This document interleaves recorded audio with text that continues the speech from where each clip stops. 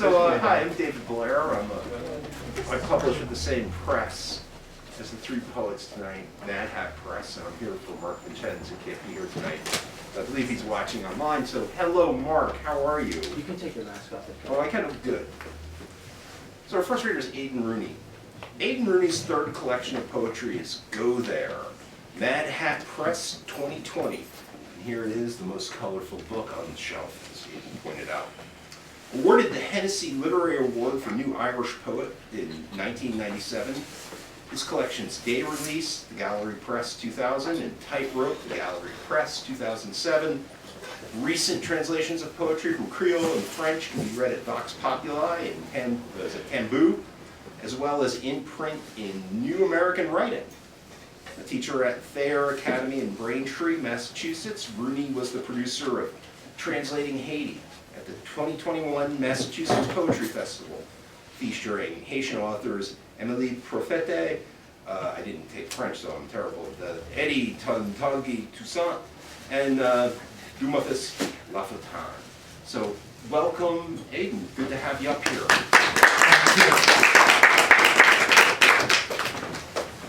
I didn't know I was the first one. Oh, sorry. Kind of ready. Prophet.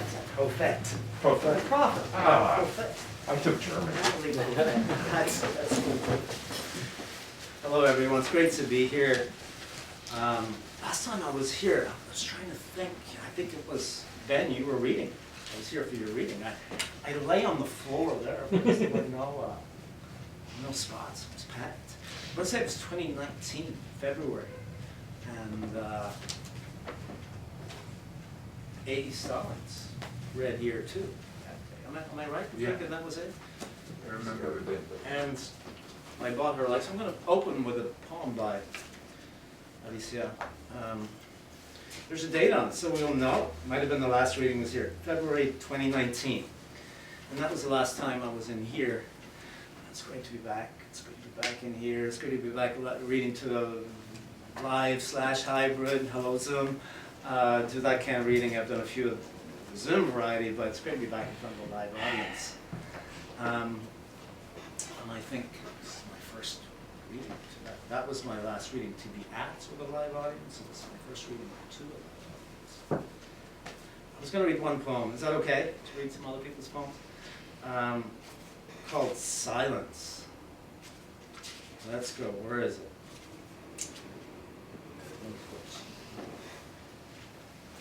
Silence. Silence has its own notation. Dark jottings of duration, but not pitch. A long black box or little feathered hitch like a new Greek letter or diacritical mark.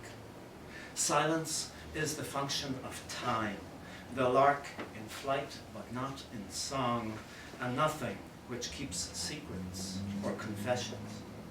Pregnant, rich, or awkward, cold, the pause that makes us hark, the space before or after. It's the room in which melody moves, the medium through which thought travels. It is golden, best, welcome relief to talk-worn tedium. Before the word itself, it was the womb. It has a measure. Music calls it rest.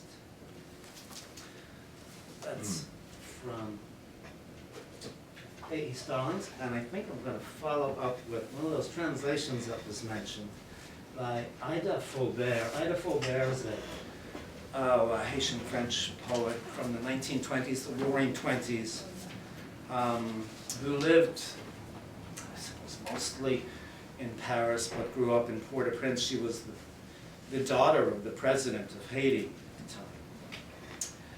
1882, 1969 are her years for Ida Faubert, and she was really the first Haitian poetess to write to write poems and publish poems and be accepted into the literary establishment of the Belle Epoque in Haiti at the time, 1920s, and Paris as well, where she hung out with the Roaring Twenties crowd there too. So this poem is called Tropical Evening. I'm just going to read it in English, if that's okay. So it's translated from the French. Tropical evening. The night is bright, the night is dear and raw.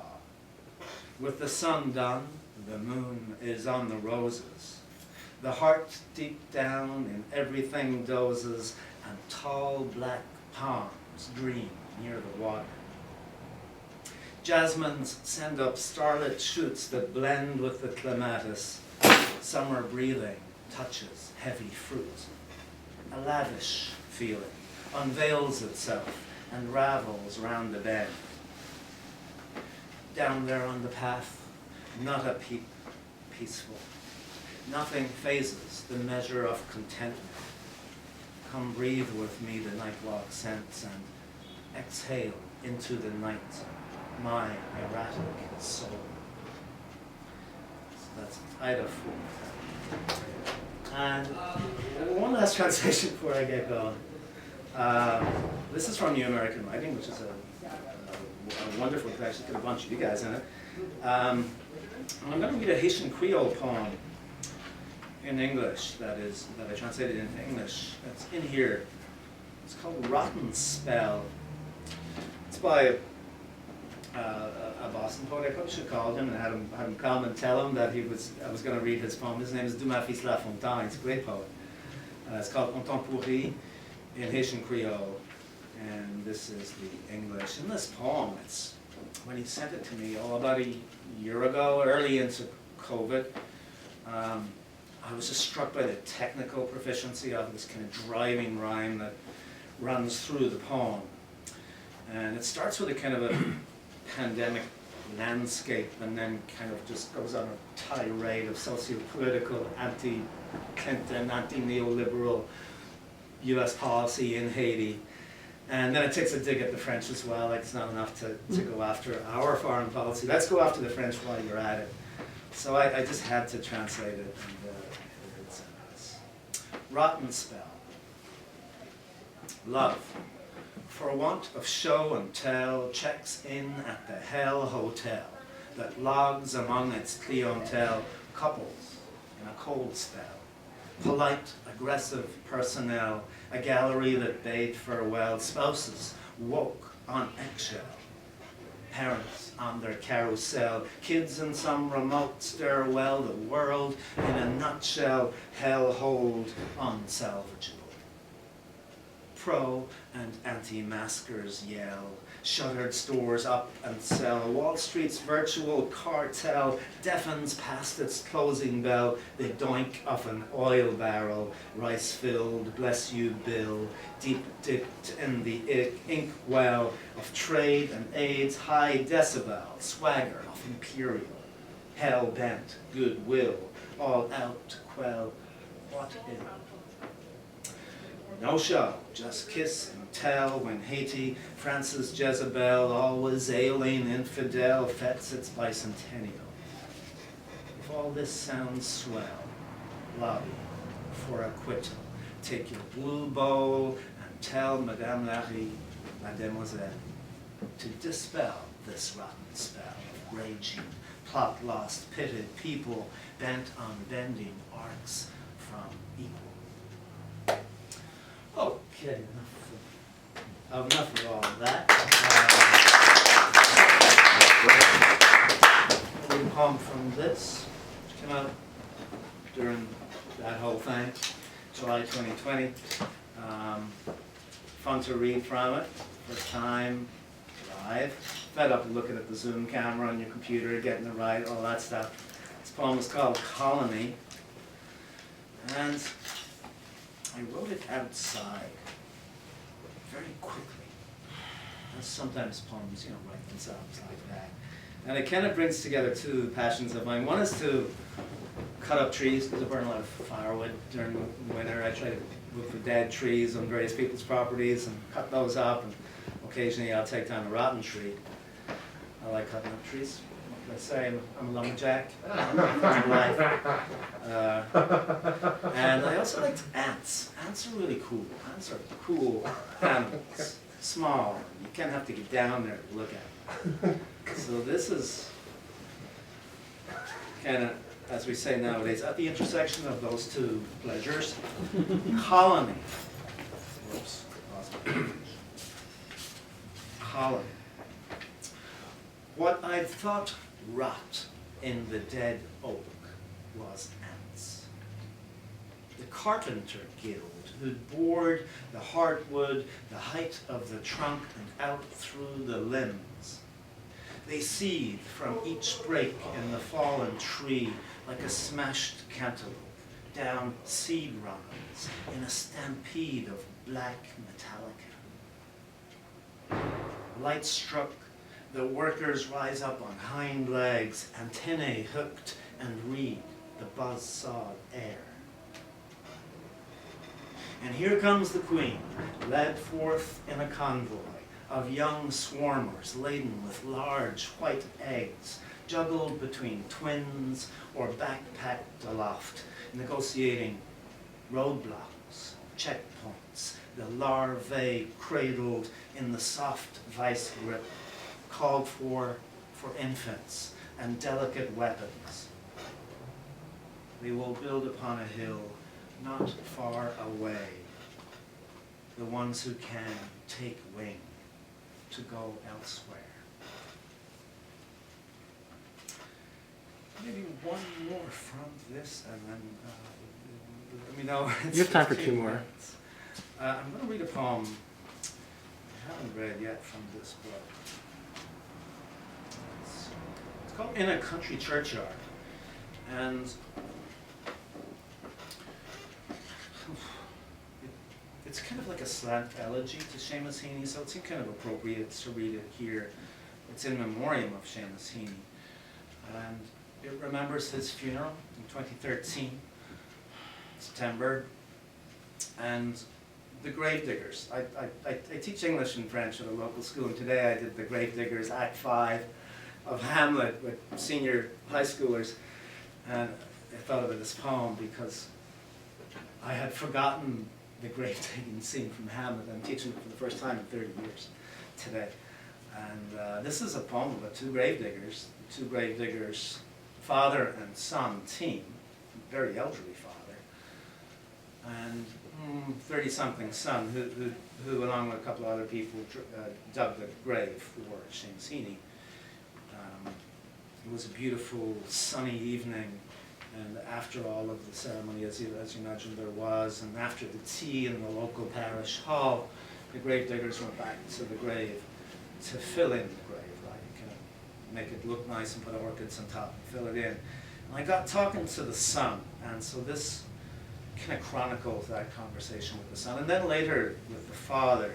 And the son let me in on this kind of little, on something I felt bad knowing, that they were going to tell the father, the grave-digging father, that he had just dug his last grave. He was going to go out on that high, and he just buried Seamus Heaney. He buried everybody in the parish. He buried hunger strikers from 1981 and 1982 against Margaret Thatcher.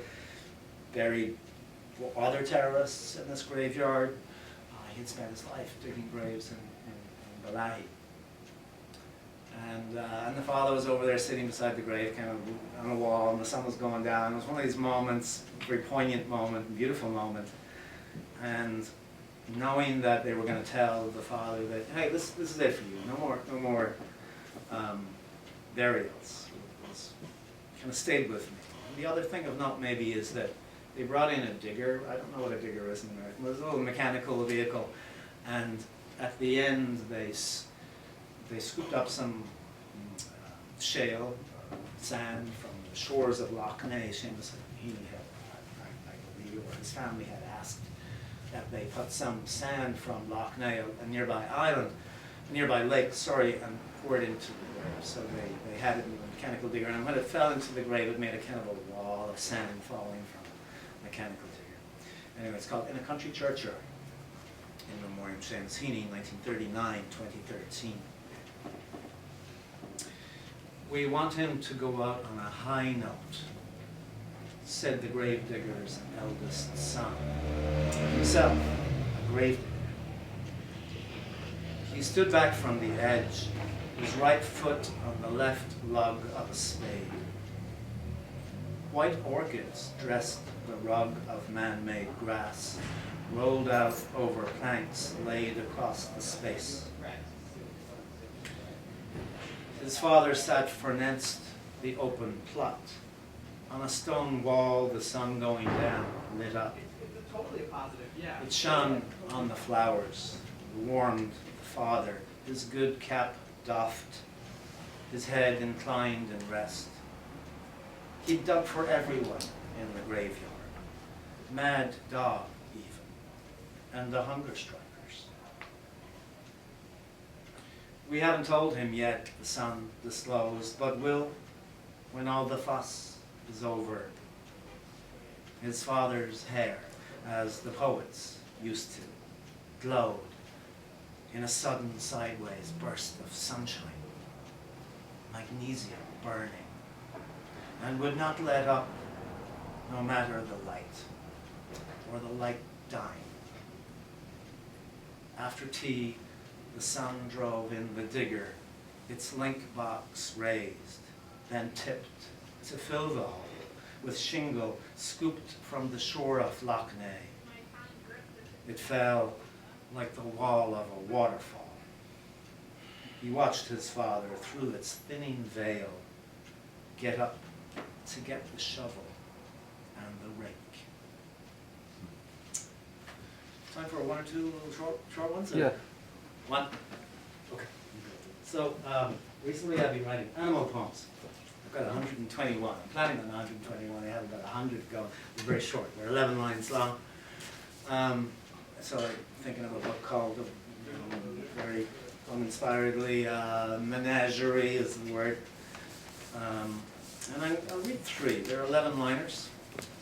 I'll read 1 or 2, and then James is going to do the acts if we can. Okay. This is number 4. It's called Macaques. And each of them are dedicated to somebody different in the world. This is for Shiva in Hyderabad in India. Macaques. Off gallivanting go the pink-faced macaques, with my unattended underwear, short shorts and shades. At one of the 7 pools that never runs dry, we've come to get a swim in before sundown.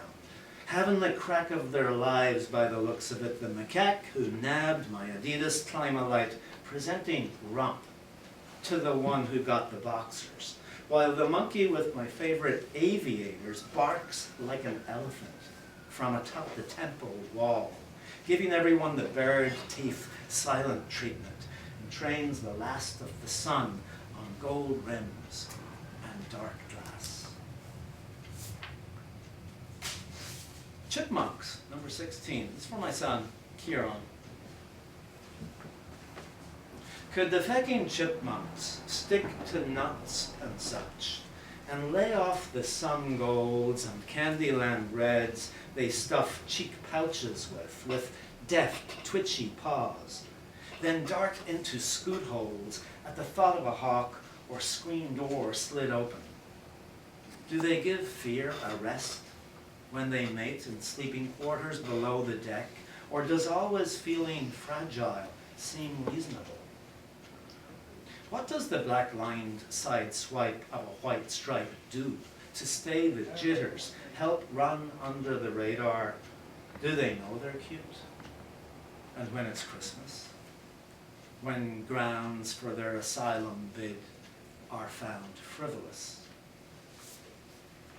And one last one, Doe and Fawn, number 9, for my other son, Carl, who lives in Brooklyn. The doe deer, female deer, is woke to but weary of her wariness. She plays the stock-still staring game from a jade clearing out back, her so small as to be near unseen, pup, nibbling on the just about to bloom courgettes and cucumbers. What has she figured out, son, in her short allotment of a lot to weigh up? Self and other, skedaddle or fight. But she knows she can't, and just no clear clue to how to converse with us. Stand erect and point her unblinking head, send a telltale sideways dance, then slow-mo, pivot back among the dense trees, and see to it her fawn follow.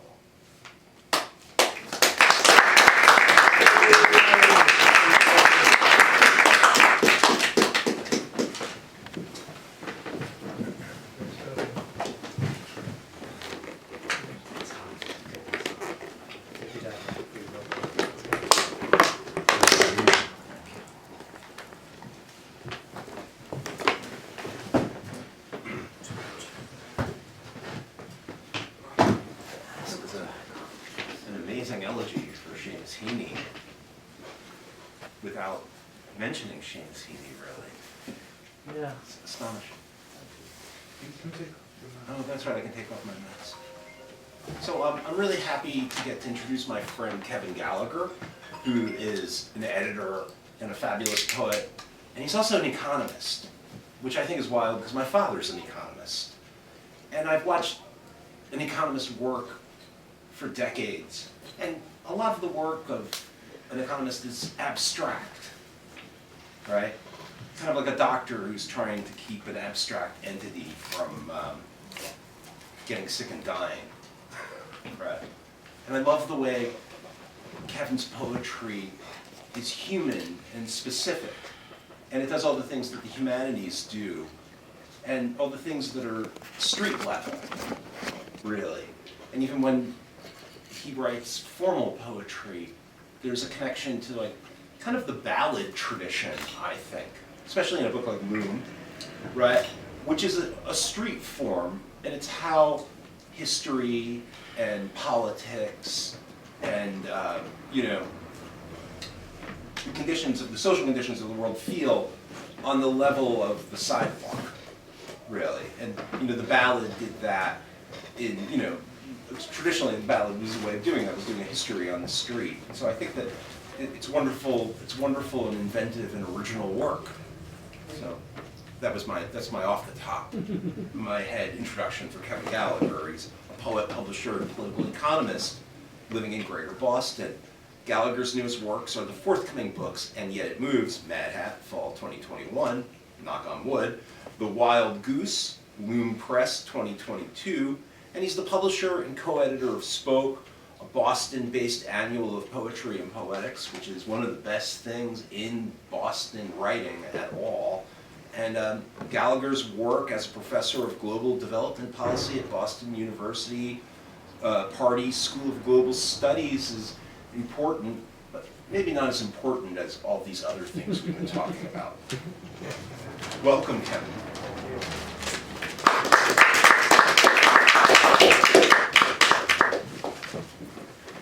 Thanks, David. Too kind.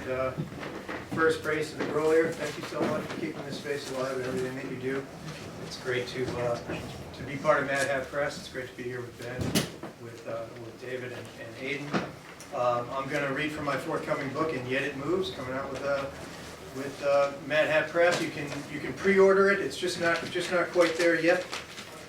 It's called And Yet It Moves. I dedicate it to my wife, who is currently in Glasgow at the climate change negotiations, which are pretty much collapsing because folks with wealth and power just won't acknowledge and they just can't handle the truth. But trading the truth for power is not a new phenomenon. Close to 1,000 years after the fall of Rome, but just a few hundred years ago, the only truth that prevailed in the West was darkness. Images of the inferno forced the people to do nothing but work, pray, and die. Petrarch climbed Mount Ventoux to get a better view. He was taken by a rebirth of wonder and searched for knowledge and love for the rest of his life. The Medici family of Florence amassed enormous wealth and power while amplifying the Renaissance with art, with knowledge, and a new humanist consciousness that developed out of the doors that Petrarch opened. In the continuous quest for more, the Medici unleashed book hunters that scoured the land and ancient monasteries for forgotten and sequestered manuscripts.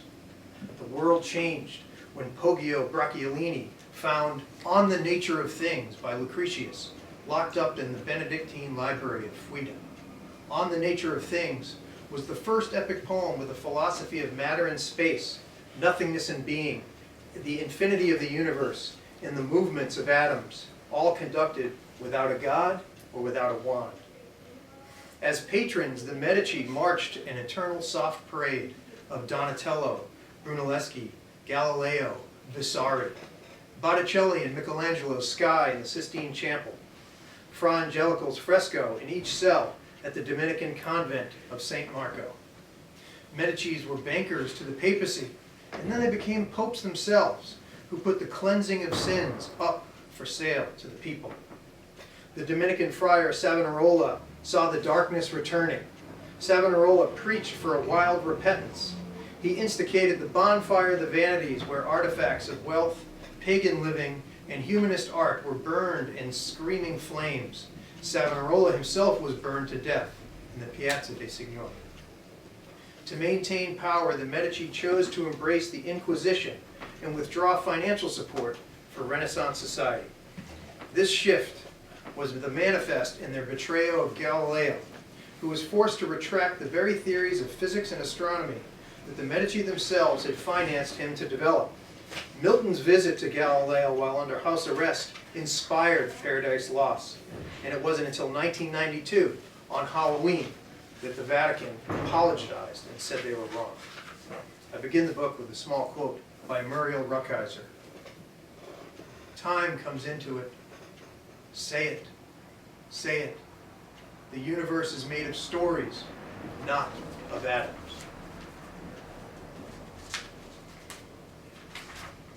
Petrarch, Mount Ventoux, 1336.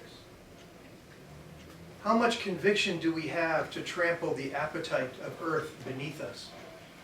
I was an invisible and hiding in the darkness. I had no idea how hard it might be, but it doesn't matter with me now. I was moved to wander up the mountain, to see the vast swell of oceans, to smell the broad waterfalls diving into rivers, and to live through the revolution of firing stars. I made it to the mountaintop, and I will not stop there. Lucretius. It has been so dark you could never see me. The Bible shows us how to get to heaven, but it won't show us how the heavens go. I have the slow feet of 1,000 years. I learned by doing what I had to know. We are not the center of the universe. Truth is the testimony of sense. Heaven and matter in the same sentence. Atoms and nothingness and nothing else. History returns. Let go of your hold.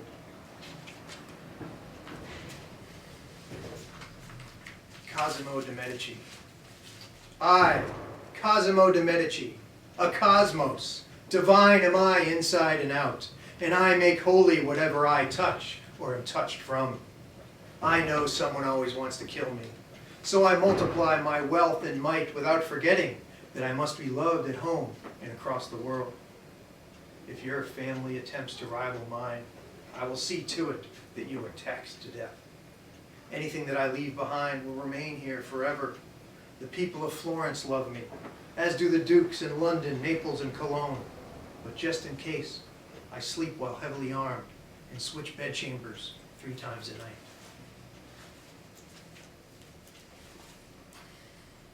Fra Angelica. Hail Mary, full of grace, the Lord is with thee. Don't be shy or scared of my wings. I have come to you to plant a seed. Don't pull away. Listen. You will give birth to the greatest being. His return will set us free. You have been chosen to be the mother of God. Open your heart, Mary. You will see you are bearing the fruit of a great king.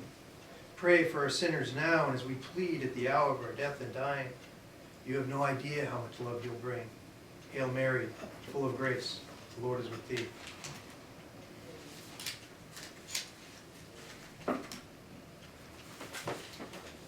Lorenzo de' Medici. The Pope and the Pazis failed to murder me right underneath Brunelleschi's dome.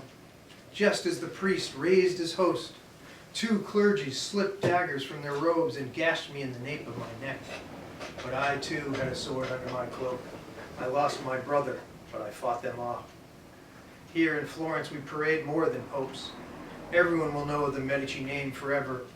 At once I commissioned Botticelli and Leonardo to paint a ceiling fresco of the assassins, and with the fugitives swinging by their throats. We stripped him, threw a noose around his neck, tossed him from the window, and he swung like a pendulum, leaving his time. We buried him out in the country, then dug up his corpse and dragged him through the city by his noose. We slapped his rotting head against his family's door like a knocker. We paraded him to the Arno and threw him in. From all over the great city, they watched him float down the river. We dragged him out, tied a rope around his skeleton's neck, hung him from a willow tree, smashed his bones, then sunk him in the Arno all over again.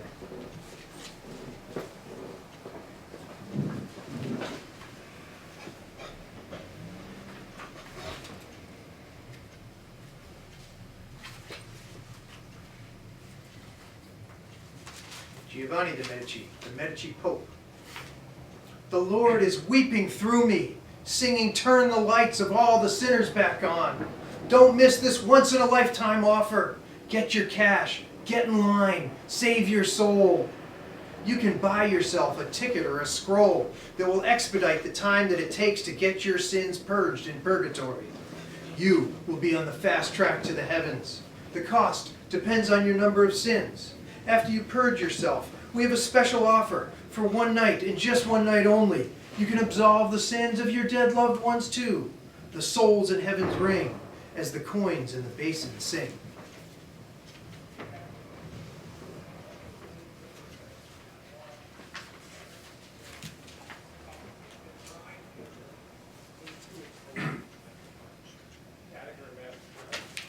Galileo Galilei.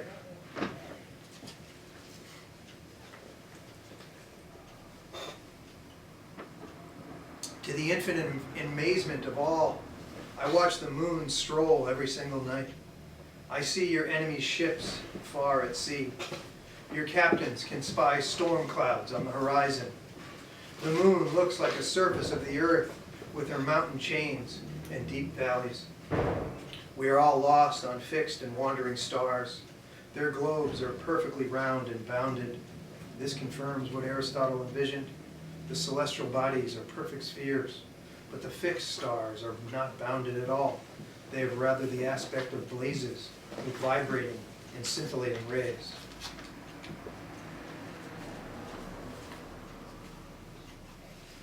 That was Galileo's spyglass, where he discovered what Copernicus had done in equations, that indeed the earth revolves around the sun, not the way it is in the Bible, which is that everything revolves around the earth.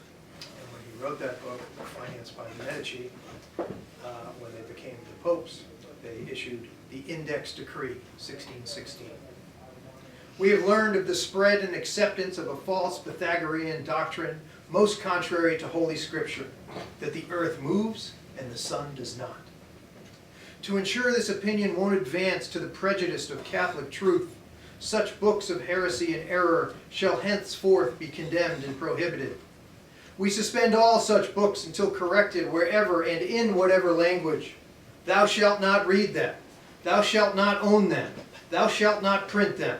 Surrender them to your inquisitors at once upon reading this decree. Galileo writes a letter to his old patrons. The glory and greatness of Almighty God is marvelously discerned in proof. His works are true and are all divinely read by entering the open book of heaven. There are some who seek to destroy me and everything mine by any means, because they can't handle the truth I see. They fabricate a shield of fallacy. Banning me is a contravention in truth. Looking through my telescope is seeing the splendor of the sun and the universe, and glimpsing at the heavens God made of us. No imagining through a sacred book. All you have to do is spy.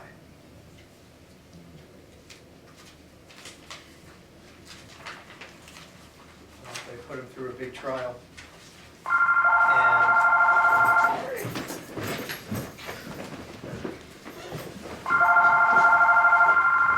Call from Gallagher. Gallagher, Norma. Call from I think this might be your mom Gallagher, calling. Can you just hang up? Yeah. You've reached Grolier Poetry. Unfortunately, we're unable to take your call. Please leave us a message after. So the Medici would rather stay popes than pretend they knew the guy that they financed to basically start the science of physics. And they make him confess. This is Galileo. Touching these Gospels, I, Galileo, swear I believe in the Catholic Church. I have been suspected of heresy, a suspicion justly conceived in me. I entirely abandon the false doctrine that we are following the sun and the sun doesn't move. Yes, the earth is the center of the universe. I curse and detest these said heresies. I swear I will never say or assert anything that will bring further suspicion that I am not a servant of the Lord. As I break any of these promises, I submit to penalty, and yet it moves.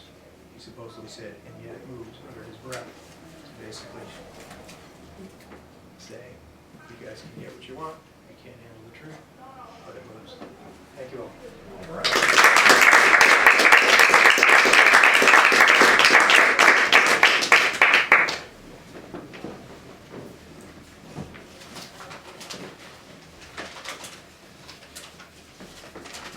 I never really thought of it. I guess the Medicis are kind of like, the Republicans are like less fun Medicis. Way less. So get to introduce Ben Mazur, and Ben Mazur is an amazing, brilliant poet. I think he's a genius. You know, nobody writes poems like him that change time, and they're rooted in music, and they have a beautiful control of narrative and tone, and they're surprising, and they're unfolding, and they're huge. And I know that after saying those things, he'll probably read poems that are totally different than that.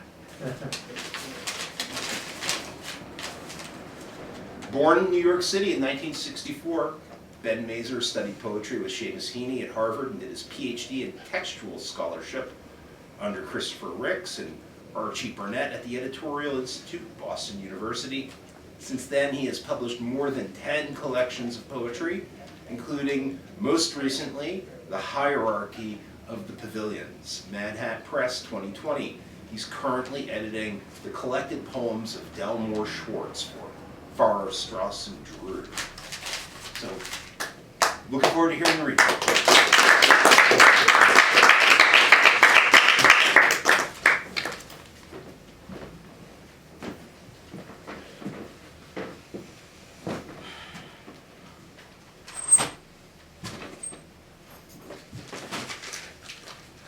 Is this fine like this?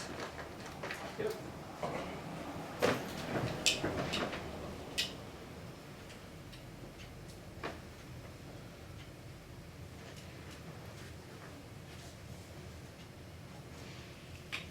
It rains, one steps up through the haze.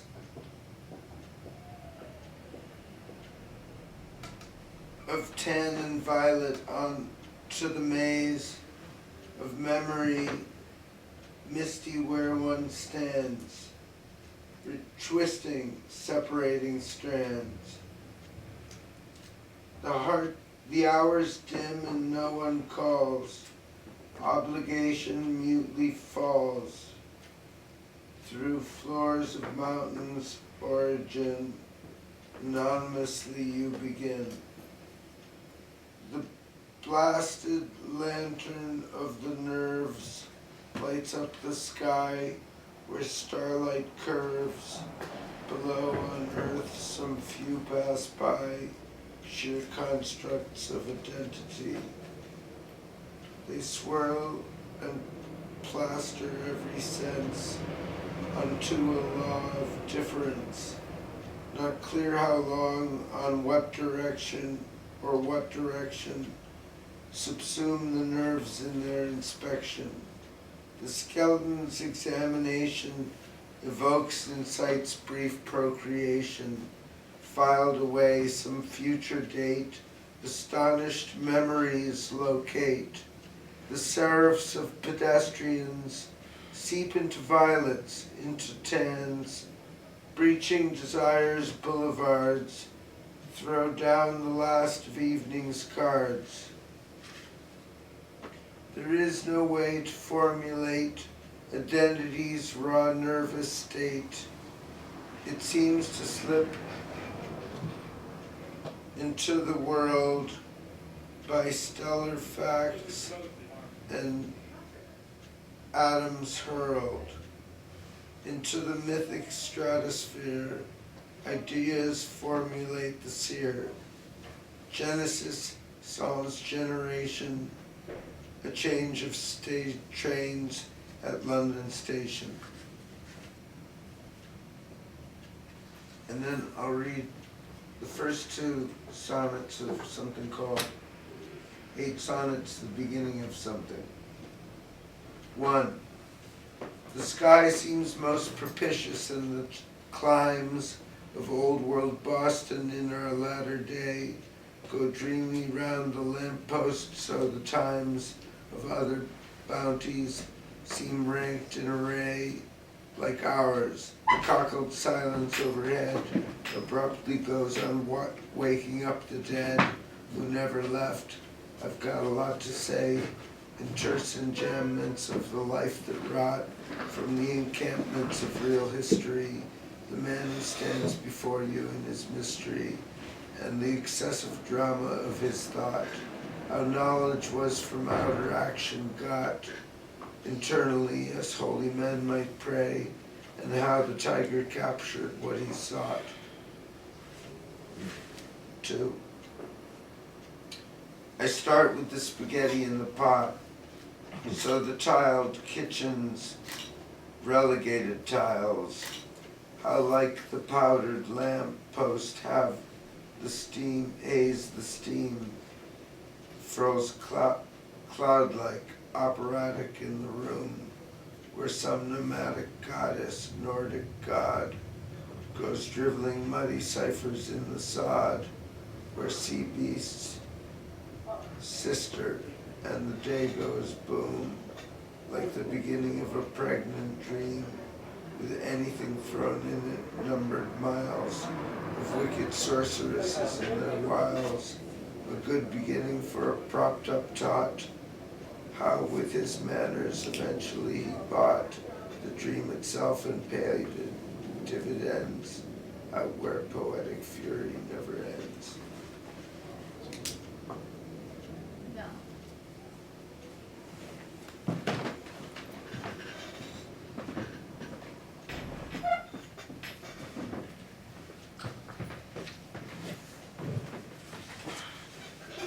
And the ghosts. They weren't very discreet, the ghosts who in town center walked down Main Street. And though they fought the Revolutionary War, their lives were much the same many years before, farming and visiting from door to door, or living out of sight and increasing store. We wandered too, in circles in the night, lighting upon each extraordinary sight with bubbles of laughter, trying to get things right. From time to time they had to cross our paths, or put out candles after extravagant baths.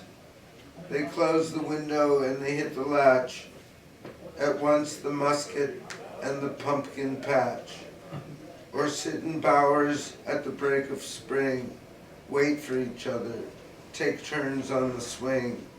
The things they left had the look of being seen, so that we have an inkling of what they mean. And though their doors be all closed up in silence, from the rooftops and on the battle green, they are quite palpable and still intense.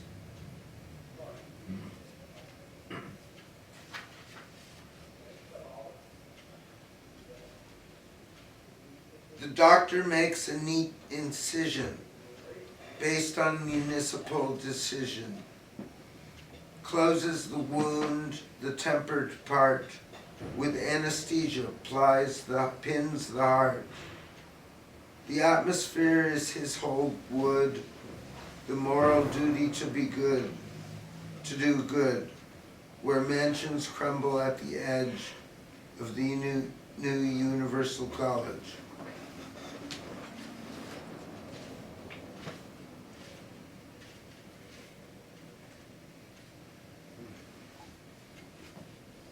A virgin snow remade the world that year. 3 kings had heard the rumor from afar, and wandered from the east by guiding star. The sacred place was frosted with the sheer anticipation of a world to come. The shepherds and the animals were dumb with gazing out the windows for the far approaching kings, the radiant Hamilcar. The old world would be disappearing fast. The marvels that they saw they knew would last. The wind stood patient on the bare-swept sill. Guests stood in silence on the little hill. The 3 kings from a distance could be seen. It was the most spectacular thing that's ever been.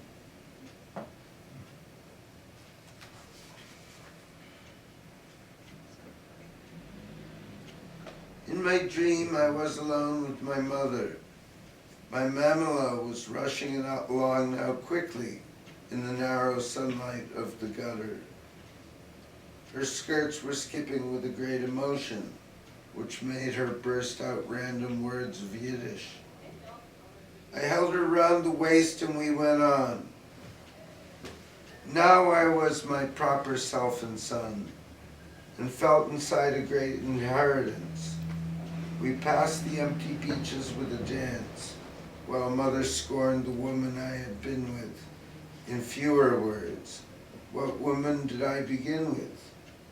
Distracted from the ragged stragglers by some strange seismic motion on the hill, as if it hadn't had enough to kill. My dad's words echoing that they moved a mountain each time they slammed their fists on it in rage. The great structure where we stayed as guests turned on its side and toppled off the hill onto the beach. Most people rushed to it to see the dead and save those who were living, but anyone it hit was beyond saving.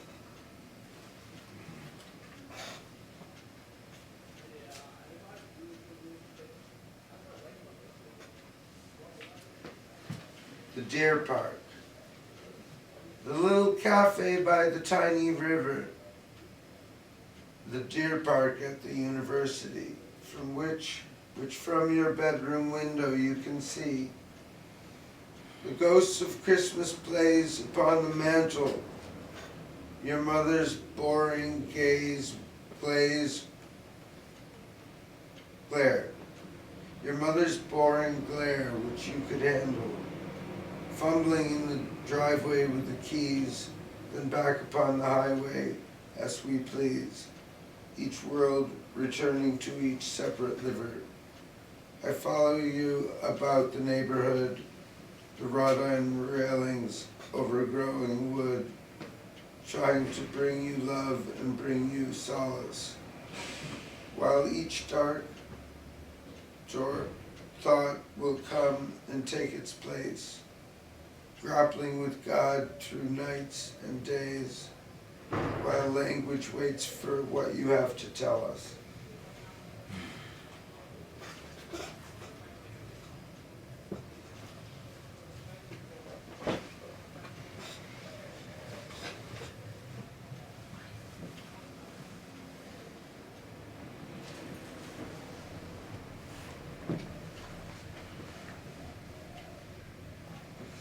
The last poem I read tonight is Strawberry Night. He looked quite well, felt ease in being questioned by their wives. His good looks spilled out of his privacy. He knew the leader of the orchestra from somewhere else, years in another town. Something was for him, some eyes in the room. A man held his lapel with love even. He disappeared to sample the fresh fruit and took a seat beside where hers would be, from which he could survey the entrances. Then she came in, eyes waiting for her eyes. He watched her through a side gap in the tent, holding her plate in line, while overhead uncommon storm clouds gathered and blew in. When a young girl pulled at him in the rain, he said, "Go away, will you go away?" Converging with her going in, he knew she wouldn't be standing next to him in the group when the camera flashed.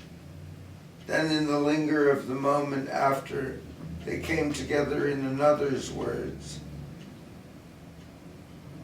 Seeing her standing there, he never heard. Was he never happier?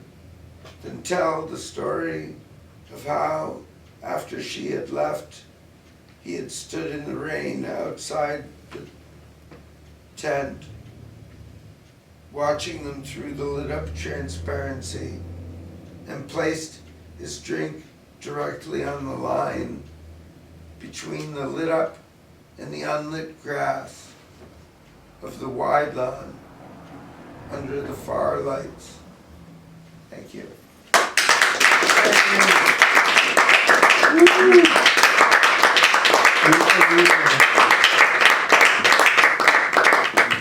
We have time for maybe 2 questions, if anyone has any questions for the poets. Anyone have any questions? And I invite folks back on December 10th. Yes. David mentioned that I edited a magazine called Spoke. And we're here this Friday night, December 10th, holiday party here. We're going to have four great readers. One, the legendary Carol Weston from Boston, Massachusetts, studied under Robert Lowell and many others. 2, Philip Nikolaev here in disguise as Asa Mandelstam, and a woman named Ariella Ruth, emerging poet in the Boston area. And who is the 4th? You. No, Matthew Porto. Yes. Matthew Porto. So those are 4 folks that that live in the area that are in the new issue of Spoke, which is going to be our biggest one. It's 484 pages, bigger than the Bible. Is what we're branding. Wow. Awesome.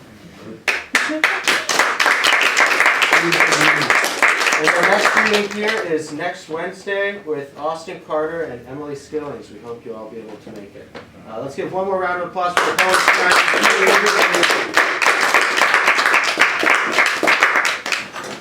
Kevin, you said the two. Cupcakes, anybody wants cupcakes? Okay, take one to go.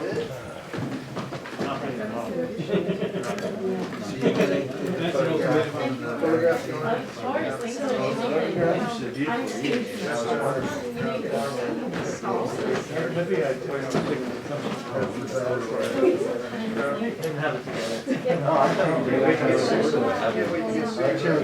the animal photos are new?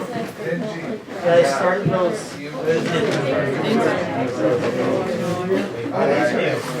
Yeah, those are. Thank you so much for coming.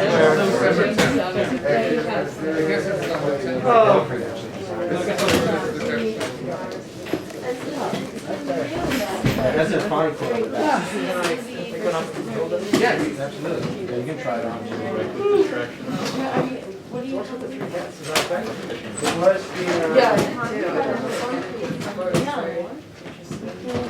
It was the old logo, well, the oldest logo was the Griffin, and then it became the cat sometime in Louisa. How are you doing, bro? In charge. Doing all right. So, Teaching? Oh yeah, I'm teaching. Every day, someplace else. How much of it is poetry? All of it? No. Well, I'm teaching a class on contemporary poetry books at UNH, and that's really cool. And then I drive, and then I teach college like expository writing at Bentley and Framingham Get a super spreader, you know. That's great, yeah. Busy. Are you tenured anywhere? No. First day was Oh, no, I'm not tenured. 3%. Step outside here. Thank you again so much.